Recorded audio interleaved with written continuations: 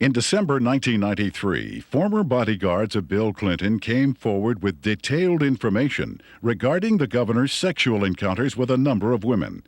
Larry Patterson and Roger Perry, both veteran Arkansas troopers, boldly spoke on the record.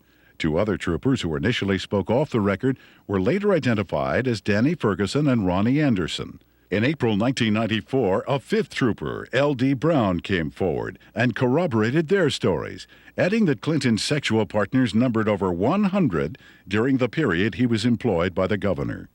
The trooper's official duties included approaching women to obtain their phone numbers for Clinton, driving him to rendezvous points in state vehicles, guarding him during sexual encounters, securing hotel rooms, and lying to Hillary about his whereabouts.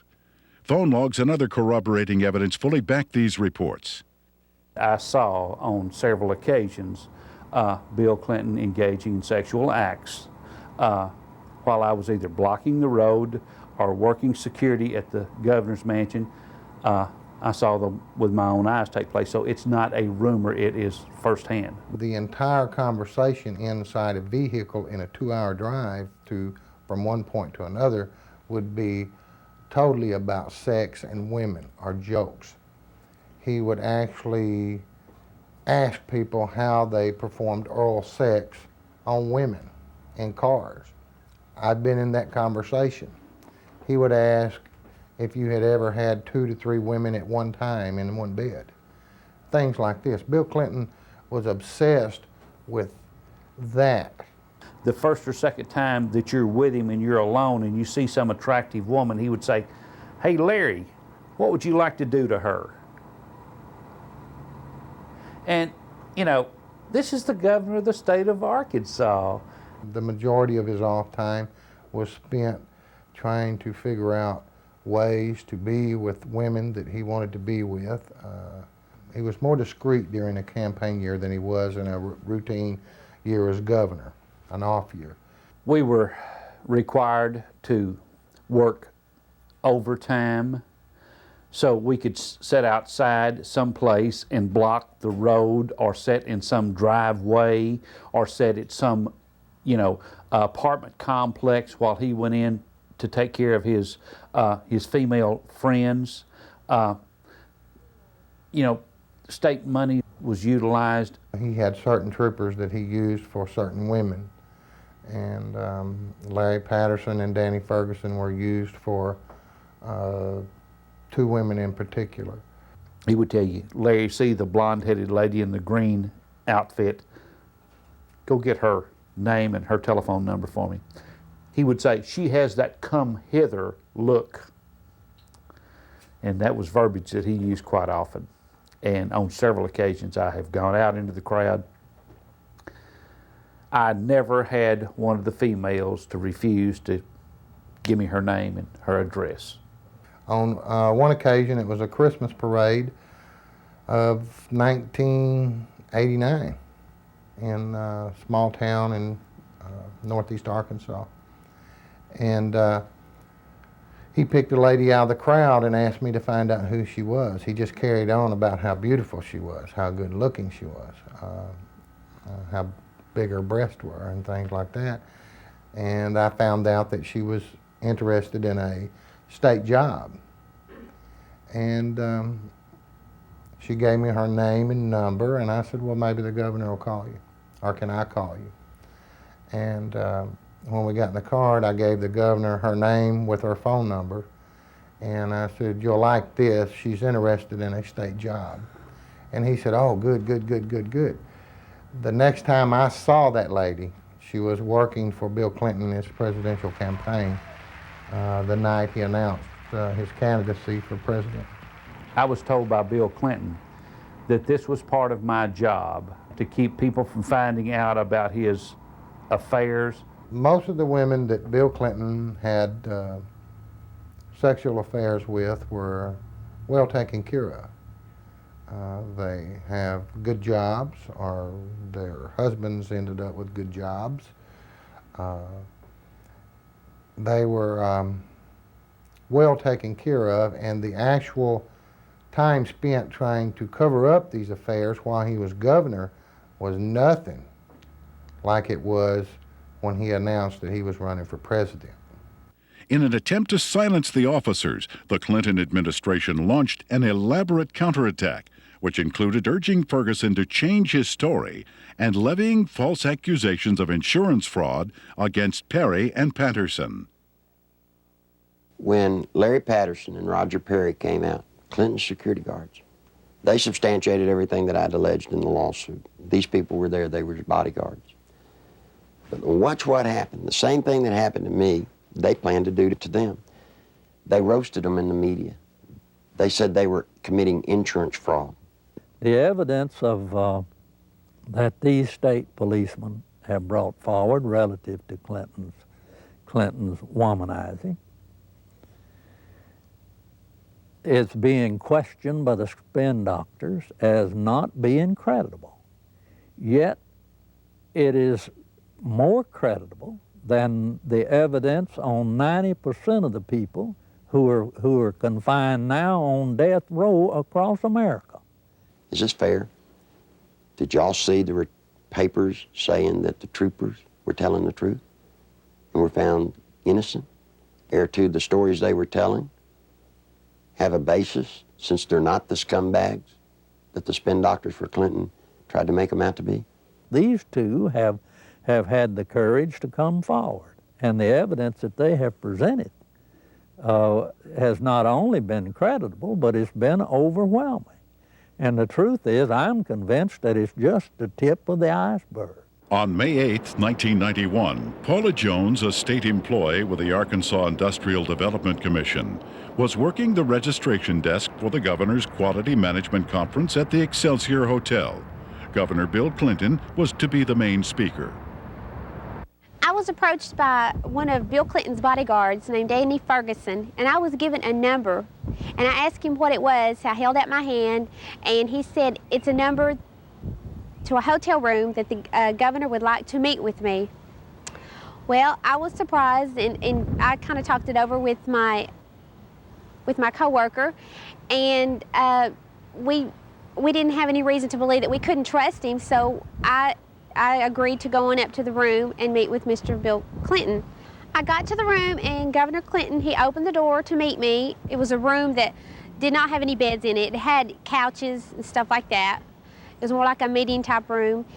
And he had asked me about my job and how I liked it and who my boss was, and I told him. And he mentioned that he liked the way that my curves were on my body, and he liked the way that my hair went down my back, the middle of my back. And then he tried to lean over, and he started to put his hand up my leg, which it happened so fast, and he tried to kiss me on the neck. It happened so fast, but he tried to bend over and kiss me on the neck as he was putting his hand up my leg, and I backed off. I said, I don't want to do this, and I said, I think I need to be going. And then he got up before I even knew it and dropped his pants, and Bill Clinton asked me to perform oral sex on him, which I declined, and I jumped up, and I told him I needed to go immediately. That's when he went to say, if you have any trouble whatsoever, you have Dave Harrington, your boss, contact me immediately. And I said, well, I'm leaving, and I started to proceed down the hall to the door, and he followed behind me. He said if we could try to keep this between ourselves. And I went down the elevator, went back to my registration desk, and I told Pam the whole story. I can't understand how somebody can take advantage of somebody like that, and then they have the audacity to drop his pants. I mean, you know. I'm not going to dignify this by commenting on it. Paula gave the exclusive to the Washington Post, and Mike Isikoff, we were going to be as open as we could with the Washington Post. And Mike told Paula that as far as he was concerned, that he believed Paula, and that he thought the story should be told. And Mike said they were ready to put the story out, and they were going to go to the editors and present the story to him. We heard that Mike got suspended from the Washington Post, and there was a big fallout between the editors of the Washington Post and Mike.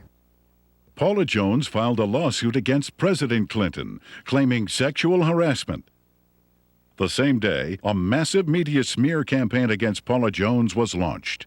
Think about a man that has no more regard for women than Bill Clinton does. They're just sex things. I don't understand the feminist movement being behind Bill Clinton. He hangs women on his wall like trophies. A number of women who have had sexual relationships with Bill Clinton have allegedly been given major career boosts in exchange for silence. Beth Colson received a judicial appointment to the Arkansas Court of Appeals from Clinton. Regina Blakely landed a job with CBS National in Washington covering the White House. Likewise, Deborah Mathis secured a lucrative job with the White House Press Corps. Susan Whitaker was made the liaison between the Arkansas State Capitol and the White House. Elizabeth Ward obtained a position with the Clintons' close friends, Hollywood producers Harry Thomason and Linda Bloodworth Thomason. And Joe Jenkins was given a high-level position with AP&L. One of the most harrowing stories of Clinton's attempt to keep his promiscuity hidden involves Jerry Parks, a private investigator and former chief of security for Clinton's campaign headquarters. My father was Luther Gerald Parks, a.k.a. Jerry Parks. He was the head of Clinton's security for Clinton's inaugural campaign whenever he was running for president. My father was brutally murdered at Chenal Parkway and Arkansas Highway 10 in one of the most elite parts of Little Rock, Arkansas. Someone pulled aside alongside of him and started shooting at him. They cornered him, stopped him on Highway 10 as he was turning left onto Highway 10 off Chenal Parkway. They stepped out of the car after blocking his path. He was shot 5 times, once in the leg, once in the arm, 3 times in the chest. My father had a file on Bill Clinton's infidelity and his affairs that ran from approximately 82, 83 to somewhere between till about 90 to 91. The file consisted of pictures, time, dates, places of where Bill Clinton was at, where Roger Clinton was at, the type of drug use that Bill Clinton and Roger Clinton were involved in. I was the only person that would ever go with him when he would do his private investigative work. And I remember 4 to 5 times that I was with him, and that's what he was keying on. I saw Clinton with a lot of different women, a lot of different types, sizes, shapes, colors, one of them being Gennifer Flowers. You know, I was just like, wow. It was more neat than anything else that, you know, somebody that is this famous, this bigwig, can get away with this. This just blew my mind. Shortly before Jerry's death, the phone lines at his home were cut, the security system was disconnected, and the Clinton files were stolen. I believe my father was assassinated because he was the one link that could actually close everything and completely shut Clinton down. I feel that Bill Clinton had my father killed to save his political career. When I did contact Little Rock Special Investigative Services, they told me that they'd been pulled off the case 3 weeks prior to that. That just blows my mind on how when I hear they're making progress, all of a sudden they're pulled off the case. Something's not right there. Bill Clinton has been the way he is ever since I've known him. He hasn't changed. He will not change. People inside the White House today tell me that he's running sexcapades in and out of the White House like have never been there before. It's a disgrace to America. If we had known his background, the people of Arkansas would have never elected him governor of this state. And I charge the media of this state for not doing their duty and exposing these things that have since become matters of fact. He's a womanizing, dope-smoking, liar, and a draft dodger. I don't remember those being in the Constitution as exactly the model qualities we want in a president. I think the media has been part of the covering up of the actual true story of and character of Bill Clinton. I believed with all my heart that the American people had the right to know what they had been sold. Bill Clinton is not the person that they voted for. Voters who depend on the media for unbiased information regarding political candidates have been betrayed. Much of the information concerning ADFA, Whitewater, and Clinton's sexual promiscuity was known by the media as early as 1990. yet was kept hidden. The media's heavy pro-Clinton bias prior to the 1992 election was best summed up by Newsweek when they candidly stated, "Truth is, the press is willing to cut Clinton some slack because they like him and what he has to say." In May 1994, Newsweek added, "The national press has been restrained in its accounts of Bill Clinton's private life, and with good reason.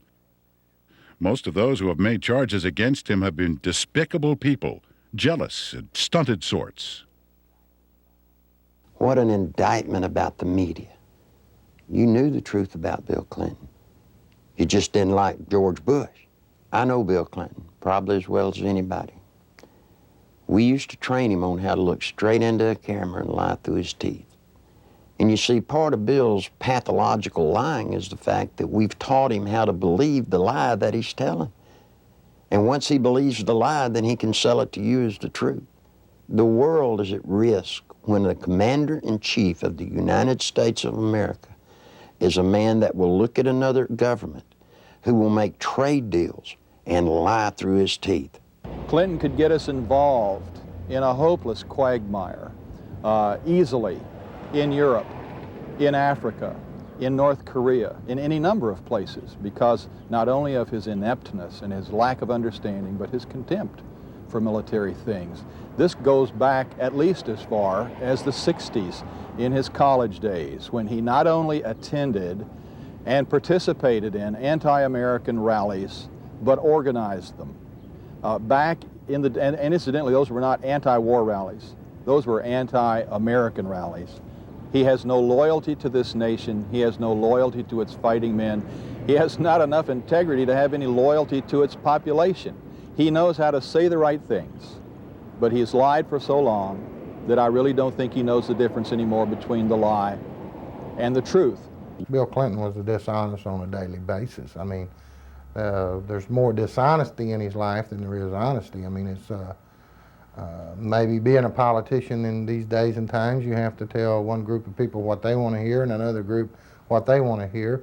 And if the truth conflicts, then so be it. The media has not been able to ascertain today that there's a human being sitting in the presidential chair of the United States of America that lies with everything he says. They still believe somehow in the office of the presidency, they still believe there's some integrity there. Attempts to keep the criminal activities of Whitewater concealed from the public were largely successful prior to the 1992 election. After that, however, the raging Whitewater rapids could no longer be contained. What the Clintons claimed as a simple money-losing investment was in actuality a series of complex business transactions and cover-ups, ultimately costing the American taxpayer more than $60 million. When this is all over, it's going to be the same story we've been telling for 2 years. We made a bad investment, we lost money, and there's really not much more to add to it.